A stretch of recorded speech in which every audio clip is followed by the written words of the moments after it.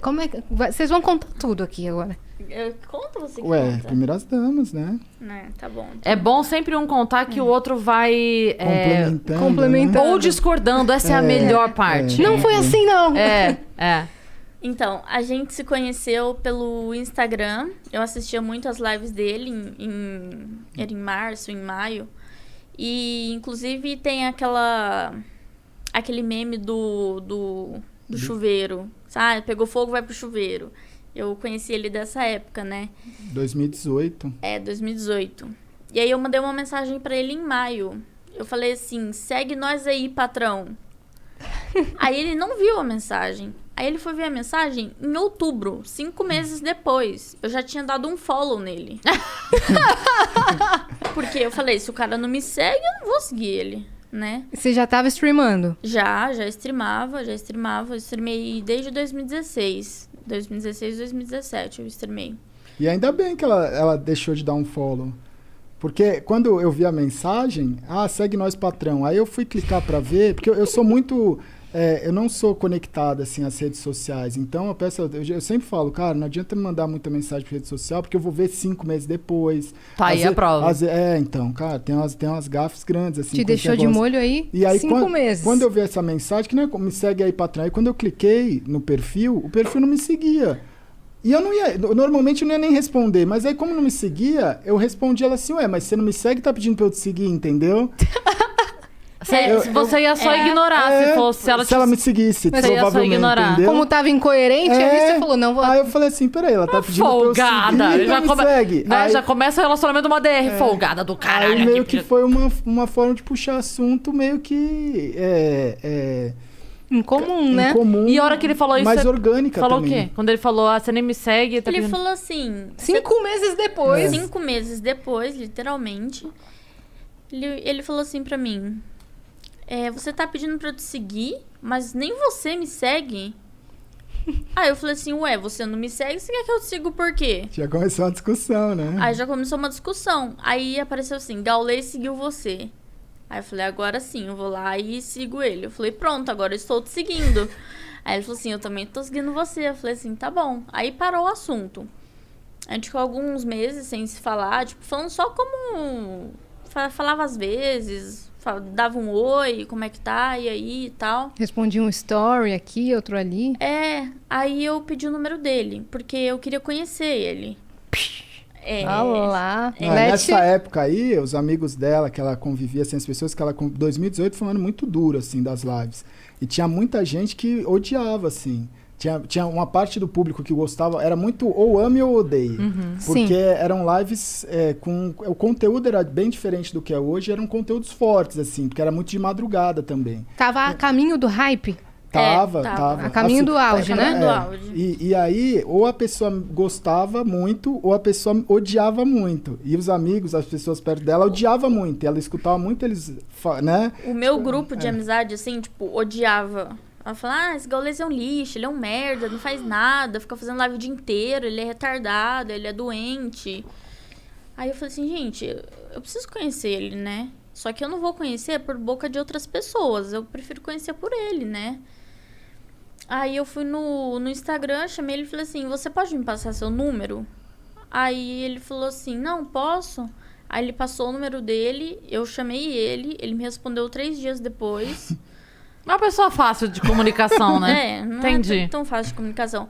Aí ele respondeu assim, foi mal, muita correria por aqui. Eu falei, caramba, mas como você consegue? Aí ele falou assim, resiliência, né? Tem que levantar todo dia e fazer a rotina. Aí eu falei assim, caramba, mano, como que você lidar com isso? Como que você aguenta? E a gente foi puxando papo e conversando, né? Aí ele falou assim, mas por que você pediu meu número? Aí eu falei assim, porque eu quero te conhecer. Eu quero saber quem você é, o que você faz, por que você faz tanta stream por tanto tempo.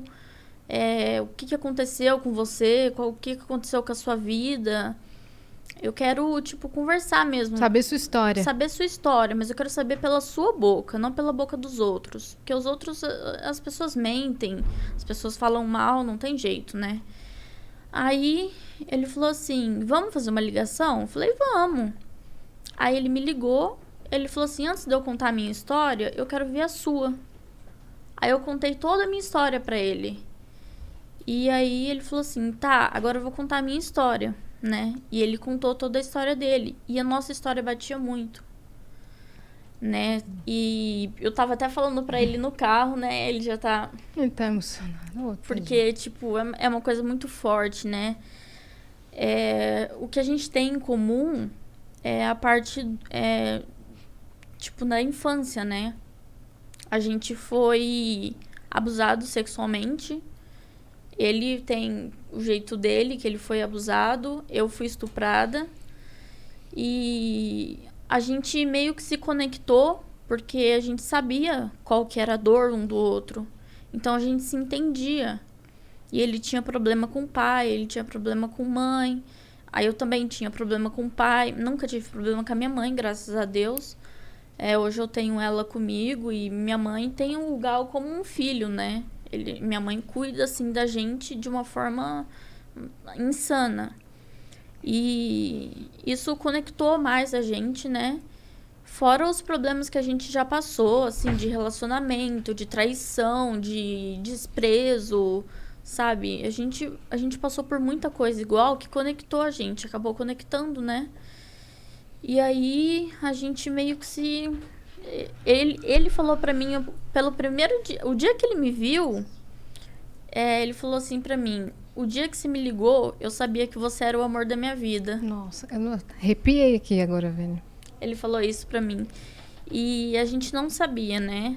Eu encontrei ele num evento em Brasília. Foi a primeira vez que a gente se viu, né? E, coincidentemente, foi dia 11/11, que a gente tem tatuado no pulso. E ele tem tatuado no pulso faz muito tempo. Foi dia 11/11, né? E eu perguntei pra ele, mas o porquê disso? Ele falou assim, você tá no lugar certo, na hora certa, com a pessoa certa. Eu já tinha essa tatuagem, né? Ele já tinha. Eu já tinha essa as tatuagens... Eu não tenho tantas tatuagens que nem ela, mas é muito louco, porque eu fiz as minhas tatuagens em 2014, 15, 16. E todas elas têm uma história atual, entendeu? Se ressignificaram de alguma forma. Por exemplo, depois que a gente se conheceu e tal, ela comentou, nossa, hoje é dia 11/11, igual essa tatuagem. Eu não tinha reparado, não foi nada proposital. Né? Eu tenho um 777, que o ano passado, de 2020, eu bati os recordes e deu 7.770.000.000 de minutos assistidos. Deu 7,77 o número. Aí tem a resiliência, tem serendipity, as minhas tatuagens, elas têm conexões que assim, eu não sei explicar, mas... Com né? o futuro. Que louco isso, tipo, cara. esse resiliência eu fiz pra mim, eu nunca imaginei que seria um negócio, tipo... Na época que eu fiz isso, minha vida tava relativamente muito mais tranquila do que ela foi se tornar no futuro, sabe? Assim, por mais que já tivesse uma história... Então, são coisas que foram vindo assim, eu falei, não, eu preciso tatuar isso. E nunca foi muito... a maioria das tatuagens foram tatuagens que eu fui no estúdio com um amigo meu, que ele ia tatuar, e elas são super simples, porque a pessoa falava, mas você não quer tatuar? Aí eu falava, mano, não sei se eu quero tatuar. Aí eu pensava alguma coisa e falava, mano, vou tatuar isso aqui. Era na hora, assim. E depois que você vinha descobrir o significado. Que louco isso. E aí a gente se viu na BGS de 2019, né? E aí a gente conversou, tudo 2018. mais. 2018? Acho Foi que 2018? Não foi? Foi. Vocês começaram a conversar no final de 2018. Ah, foi. Foi, passou, É verdade. Foi 2018. Aí aqui? Em São Paulo. Em São Paulo, na BGS. Isso. Os dois já moravam aqui? Ela morava em Sumaré. Eu morava em Sumaré. Tá. Lá perto de Americana. Aí você vinha pro evento e voltava? Tá. Aí às vezes eu vinha pra São Paulo, ficava na casa dele aqui, a gente ficava junto. Mas assim, a gente começou na amizade. A gente conversava muito, né, como amigo e tal. E ele tava num relacionamento. Só que o relacionamento dele já não tava tão bom. E na época ele fumava muito cigarro, né? E eu não gostava tanto, tipo, o cheiro me incomodava, assim, eu não... Hoje em dia eu nem ligo mais, nem me importo, mas na época eu já era meio assim, né? Aí ele falava, vamos ali fora e tal, pra eu fumar um cigarro. E ele fumava muito cigarro, mas ele fumava muito cigarro. Um atrás do outro. Era fora da live, assim. Eu ficava muito tempo em live. Quando eu não tava em live, era um momento que eu fumava mais, assim. Porque era muita tensão, né? E aí eu falava, cara, isso não faz bem pra ele. Mas de uma certa forma eu conseguia conversar com ele como amigo e falar, meu, isso não te faz bem, sabe? Mas assim, a escolha é sua. Eu não falei, pô, para de fumar cigarro, sabe? Eu acho que isso não é certo. As pessoas têm que fazer as suas escolhas, né? E aí, a gente saía lá pra fora, conversava. Aí ele falou assim, meu, tô com muita vontade de te beijar. Aí eu falei, não rola. Aí ele falou, mas por que não? Aí eu falei, porque eu não gosto de você. Aí ele falou assim, mas você precisa gostar de uma pessoa pra você beijar ela? Eu falei assim, eu não fico com uma pessoa sem gostar, porque pra mim não faz sentido. Eu vou te beijar por quê se eu não gosto de você? Aí ele Dessa falou, forma, né? Então. E ele entendeu, ele me respeitou totalmente. E todo dia a gente se falava por telefone. Quando ele fechava live ou antes dele abrir a live, a gente se falava por telefone, né? E o que me impedia de gostar dele era o que as pessoas iam pensar de mim. Tipo assim, o que minha mãe ia pensar de mim? Porque ele era velho. Não. Agora não é mais. Ai, meu pé até doeu.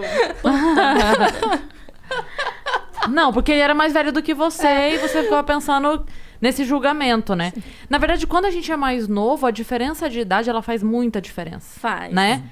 Quando vai passando o tempo, a pessoa de 40, a pessoa de 32 já não assusta tanto, mas a pessoa de 25 com a de 17, você fala, meu Deus, não, como, né? Então, tinha quanto tempo de diferença, assim? Então, foi um porre, porque ele começou a conversar comigo, ele falou assim, a primeira pergunta que ele fez, você é maior de idade?